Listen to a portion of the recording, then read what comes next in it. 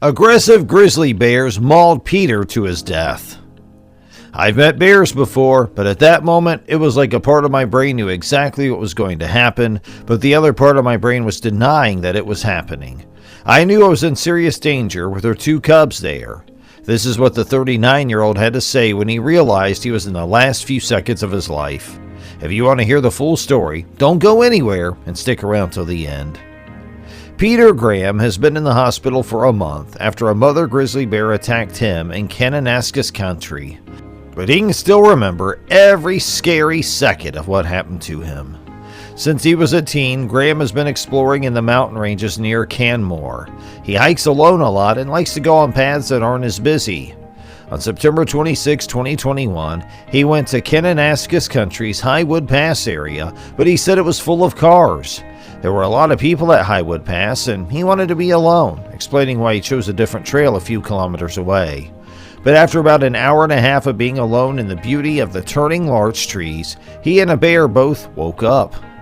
Both were shocked by how close it was. He said he remembered that she turned her head to look at him, and that she ran at full speed toward him. It was too late to do anything. He could do nothing but put his hand out in front of him. She came at him with all her might. She came at him with her mouth wide open, grabbed his head and bit down on it right away, causing massive cuts in an instant. Graham had bear spray with him, but he said it wasn't easy to get to and he didn't have any time to use it at the moment. He remembered how hard her teeth were against his head, and he could hear them grinding against his head. Graham, who was once bluff charged by a bear, said that's when he really had time to think about how things were. Graham stated that there was definitely scary times. She moved so strongly. Once I was on the ground, she started touching other parts of me. She bit my stomach and my legs and shook me around my legs. He said I had my eyes closed for most of it. Graham said that everything happened in a matter of seconds. The bear then walked away calmly, and Graham never saw her again. He said that the first thing he did was grab a roll of gauze and wrap it around his bleeding head. He then used his emergency GPS to press the SOS button. Without it, he would have had to go through the woods to get to the highway. He would have been a bloody wreck in the middle of the road. After an hour, he heard a helicopter buzzing above him and saw a rescuer in a long line. This sent another shot of adrenaline through his body, which was already in shock.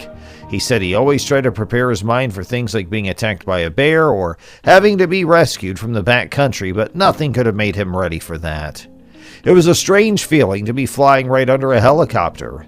Thanks to the rescue who clipped him in, he could see that he was just doing his job, which made him feel better.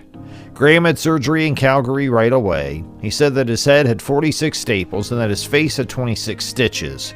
He was hurt in almost every part of his body, but doctors expect him to get better soon. Graham said that conservation officers talked to him while he was in the hospital. He asked them to leave the bear alone. He's thankful to the rescue team that pulled him out with a long line that day, and to the paramedics who were waiting for him in the staging area.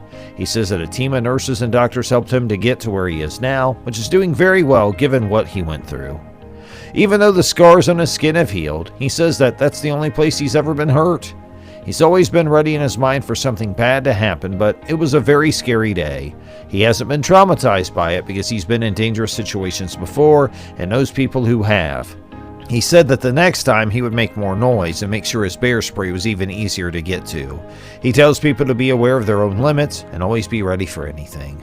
So that was all about this bear attack story. Please subscribe to our channel and press the bell icon for more videos on true animal attack stories.